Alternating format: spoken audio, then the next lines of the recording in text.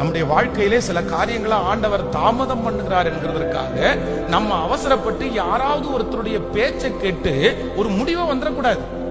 ஆண்டவர் ஏன் தாமதம் பண்றாருன்னு கர்த்தருக்கு மட்டும்தான் தெரியும். கண்டிப்பாக அவருடைய தாமதத்துல கண்டிப்பாக ஒரு ஆசீர்வாதம் அடங்கி இருக்கிறது. அவருடைய தாமதத்துல ஒரு வெற்றி உண்டு. அவர் தாமதம் பண்ணினாலும் உங்களுக்கு நேர்த்தியாய் பெஸ்டாய் அவர் சொன்னதை செய்யும் அளவும் உங்களை கர்த்தர் கைவிடுவதே இல்லை. ஆனா கர்த்தர் தாமதம் பண்ற நேரத்துல தான் நிறைய பேர் குறுக்கால வந்து சில ஆலோசனை கொடுப்பாரு. சில காரியத்தை ஆண்டவர் தரலன்னா அதை ஏத்துக்கிறது தான் ஆண்டவருடைய பிள்ளைகளுக்கு ஆசீர்வாதம். ஆண்டவர் தாமதம் பண்ணுகிற இல்லைன்னா ஆண்டவர் கொடுக்கவே வேண்டான்னு நினைக்கிற ஒன்றுக்காக நீங்க ரொம்ப பிரயாசம் எடுத்து அதை பெற்றுக்கொண்டீங்கன்னா கூட கடைசியில உங்களுக்கு அது எப்படிதான் முடியும் அப்படின்னு சொன்னா உங்களுக்கு வருத்தமாய் தான் அது முடியும். அதனால